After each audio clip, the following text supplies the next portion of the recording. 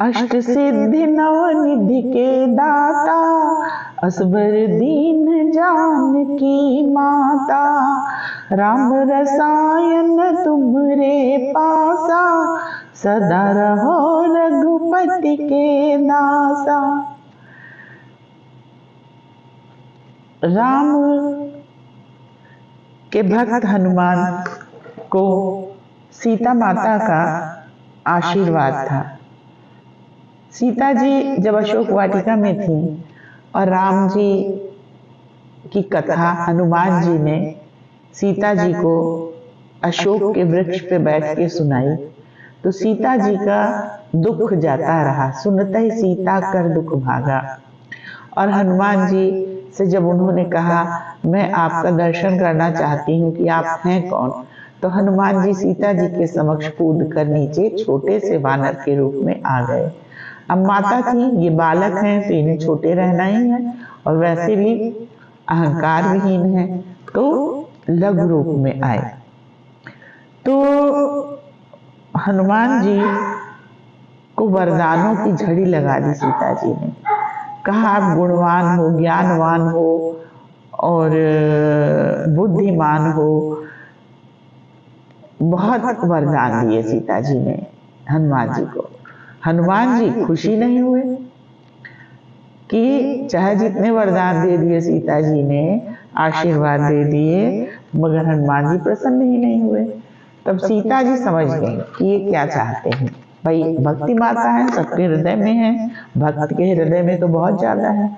हनुमान जी का भाव समझ गई और बोली करम बहुत रघुनायक छोहूं, रामचंद्र जी तुमसे बहुत प्यार करें।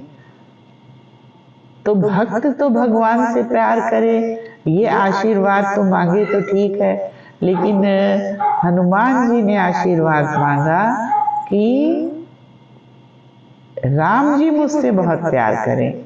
ये आशीर्वाद जब सीता माता ने हनुमान जी को दिया, तब हनुमान जी बहुत प्रसन्न हुए। जैसे पिता छोटे बच्चे को प्यार करता है, ऐसे ही राम जी हनुमान जी को प्यार करें। यह आशीर्वाद सीता माता से पाके तन मन आह्लादित हो गया हनुमान जी का और वो बहुत प्रसन्न हुए।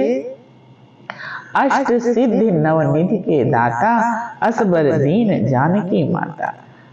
आठों सिद्धि और नवों निधि के दान करता, के देने वाले तुम बन जाओ। 8 सिद्धियां क्या है? अणिमा, महिमा, गरिमा, लघिमा, प्राप्ति, प्राकाश्य, ईशित्व, वशित्व, ये 8 सिद्धियां। अणिमा का मतलब होता है सूक्ष्म से सूक्ष्म बन जाने की शक्ति। महिमा का अर्थ होता है विशाल से विशाल बन जाने की शक्ति। गरिमा का अर्थ होता है भारीपन, जितना वजन चाहे अपना बढ़ा लेते थे। लघिमा एकदम हल्का, रुई के समान हल्का अपने शरीर को कर ले। देह विशाल परम हरुआई, मंदिर से मंदिर चढ़ धाई। जब पूंछ में आग लगी और इन्होंने अपने शरीर को बहुत विशाल कर लिया, लेकिन वजन में एकदम हल्का, उछल उछल के इस अटारी से उस अटारी सबके घरों में आग लगा दी। बहुत भारी शरीर होता है तो उछल के आग ना लगा पाते, तो लघिमा उस समय कर लिया। और जब जस जस सुरसा बदन बढ़ावा, तास दून कपि रूप दिखावा, वहां पे महिमा नामक सिद्धि का कि जितना बड़ा चाहे उतना बड़ा कर ले। फिर आता है प्राप्ति, इच्छित वस्तु की प्राप्ति कर लेने की शक्ति। हम भूत वर्तमान भविष्य सब देख लेने की शक्ति और जो भी हमारी कामना है उसको प्राप्त कर लेंगे, ऐसी शक्ति। और प्राकाम्य मतलब हम जैसा चाहें वैसा बन सकने की शक्ति। जैसा हम रूप चाहें, जिस तरीके का वृद्ध चाहे वृद्ध बन जाए, बालक चाहे बालक बन जाए, जिस तरीके का रूप रखना चाहे उस तरीके का स्वरूप हम अपना धारण कर लें। ईशित्व मतलब शासन करने की शक्ति। वशित्व किसी को भी वश में करने की शक्ति, वशीकरण करने की शक्ति। तो ये 8 सिद्धियां योग शास्त्र में बताई गई। ये सीता माता ने हनुमान जी को आशीर्वाद दिया और हनुमान जी के अंदर ये समस्त शक्तियां उन्होंने रख दी। जो लोगों को मंत्रों आदि से साधु सन्यासियों को भी इसमें से 1-2 प्राप्त होती हैं, सीता माता ने हनुमान जी में ये समस्त शक्तियां समाहित कर दी, ऐसा आशीर्वाद दिया। और नवनिधि क्या होती है? नवधा भक्ति, 9 प्रकार की भक्ति, यही नवनिधि है। अब ऐसे तो भौतिक जगत की दृष्टि से पद्म शंख ऐसे बहुत सी सिद्धियां हैं, लेकिन जो आध्यात्मिक दृष्टि से 9 भक्ति, प्रहलाद जी ने 9 प्रकार की भक्ति कही, वो 9 प्रकार की भक्ति हनुमान जी में थी। और एक उधर नवधा भक्ति का उपदेश शबरी को राम जी ने दिया। 9 एकव जिनके होई, 9 में एक भी जिनके अंदर हो जाए वही महान हो जाता है। और शबरी में 9 की 9 दृढ़ थी। इसी तरह हनुमान जी में 9 की 9 भक्ति दृढ़ है। कौन कौन भक्ति है? श्रवण, श्रवण मतलब कथा का श्रवण, भगवान के भजन का श्रवण, कीर्तन, भगवान का नाम गायन, कीर्तन गायन, भजन गायन, स्मरण, जप, स्मरण करना, भगवान का श्रवण मनन निधिध्यासन और जप के द्वारा भगवान का स्मरण, अर्चन, विग्रह पूजा, भगवान का एक विग्रह लिया उसकी पूजा की, वंदन, भगवान की वंदना करना, प्रणाम करना, नमस्कार करना, दास्य भाव, सेवा भाव। हनुमान जी में भी प्रभु के प्रति सेवा भाव था, दास्य का भाव, दास्य भाव की भक्ति थी। और कभी कभी और है साख्यम, सखा भाव, मित्रता भाव की भी भक्ति होती है, जो सुदामा और कृष्ण के बीच में थी। आत्मनिवेदन मतलब पूर्ण शरणागति, प्रभु के प्रति पूर्ण रूप से 9 भक्तियों के साथ समर्पित हो जाना, ये सबसे बड़ी भक्ति है। राम रसायन तुम्हारे पासा सदा रहो रघुपति के दासा।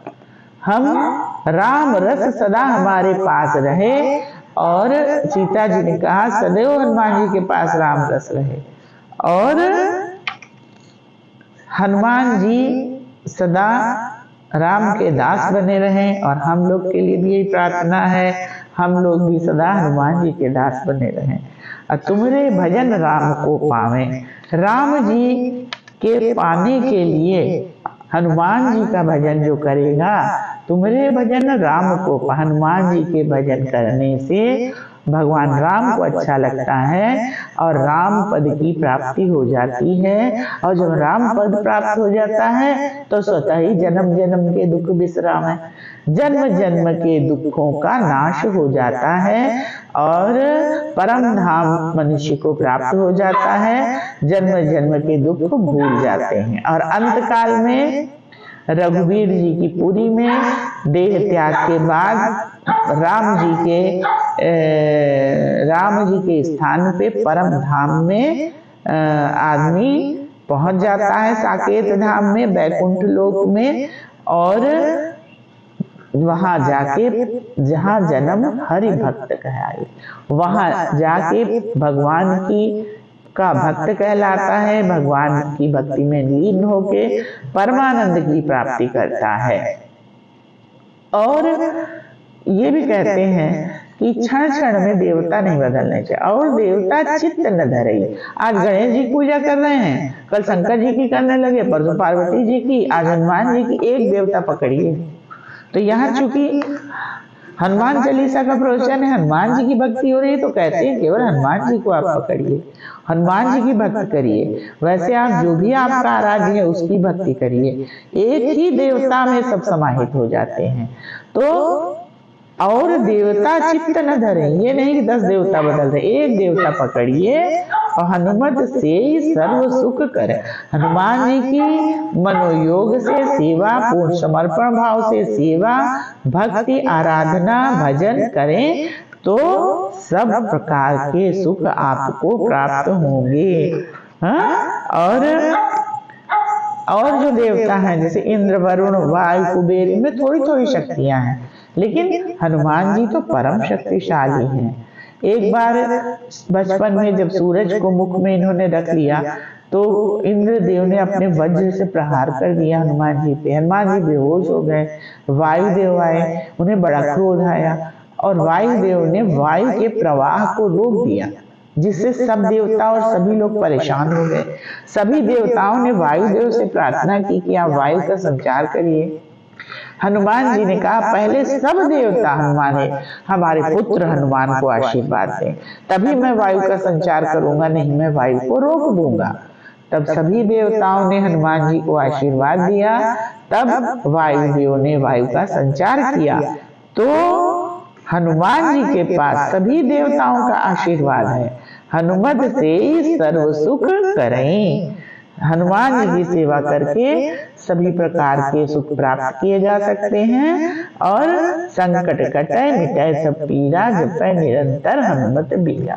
सभी प्रकार के संकट कट जाते हैं, सभी पीड़ा का शमन हो जाता है। हनुमान जी, बलवान हनुमान जी का सदैव ध्यान करिए, स्मरण पूजन करिए। धन्यवाद।